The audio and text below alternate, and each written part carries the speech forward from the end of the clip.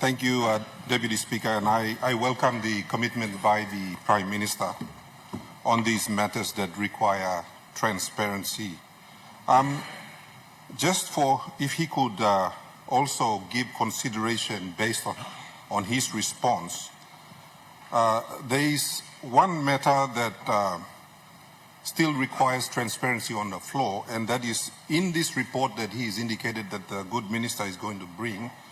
Could they also include the total running value of the contracts into the future and which years those contracts will become due and the impact of those contracts on future budgets pertaining to the requirements of Section 209 of the Constitution?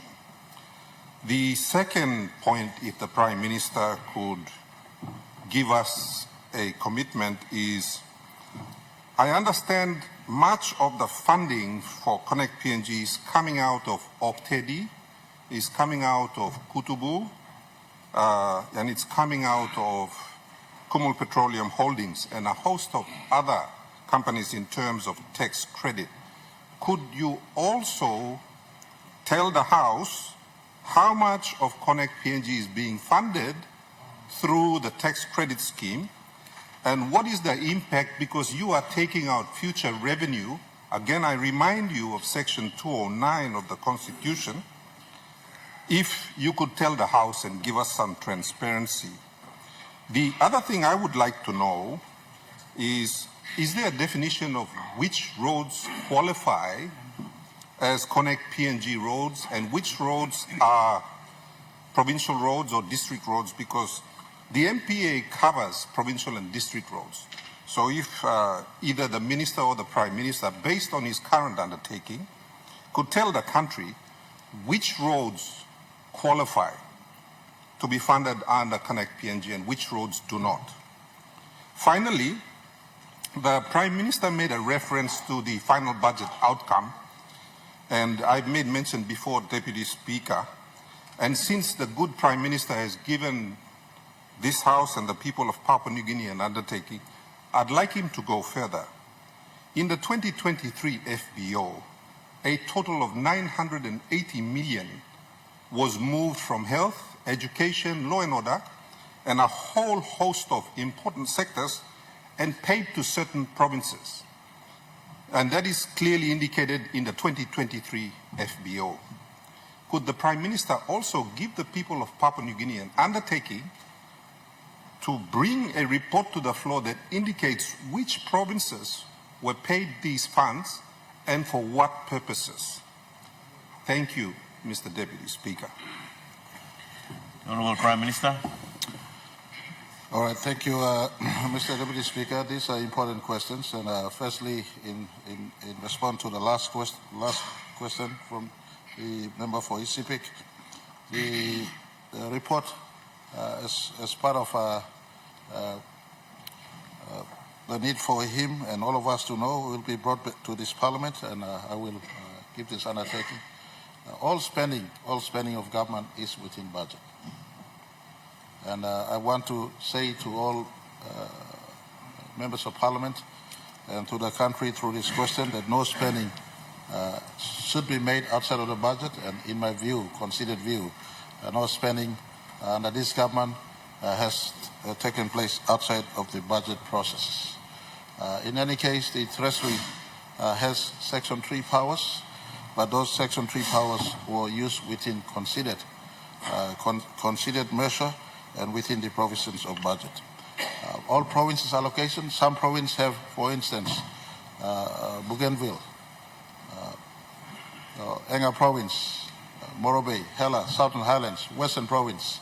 Some of these provinces have budgets allocation labeled as IDG or constitutional grant.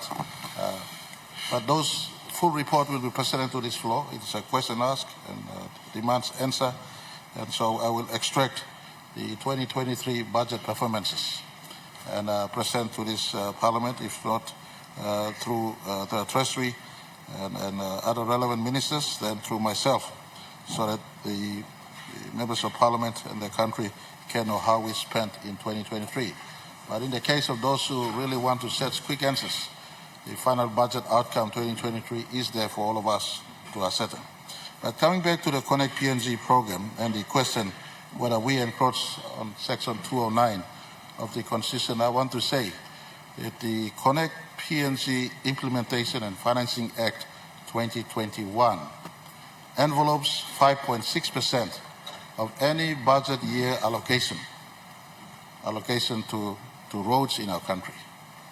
And so within that envelope, we have three phases of CONNEC PNG: Stage 1 or Phase 1, Stage 2, and Stage 3. All are running for the next 20 years. So if you look prospective into the future, there's an envelope of 5.6% of any year's financial allocation or fiscal allocation to finance CONNEC PNG going forward into the future. This government has taken a bold initiative, whether financing by ICT, infrastructure tax credit, or financing by deficit budget, or financing through budgets, or financing through securing loan domestic or externally. We want to open this country up with roads. No secret. Road is not for those who sleep and eat and operate in Port Moresby or urban areas of our country. Every citizen, including those who come from Kariku, my children sitting upstairs, so close yet so far. A few months ago, I drove to York City, Yoka, so close yet so far. Do we sit back and cry and said, no, it's okay, it's okay? Or we borrow for tomorrow and build the road today? I am not a pessimist, conservative person. If my country is going to expand 10, 15, 20 years, I need to start the expansion today. A few years back, someone was criticizing, someone as smart as he or she, or he claimed to be, was criticizing the O'Neill government. And he said he will never drive on the flyway. Today he's driving on the flyway with no credit to Mr. O'Neill, who had the ability to borrow to build the road.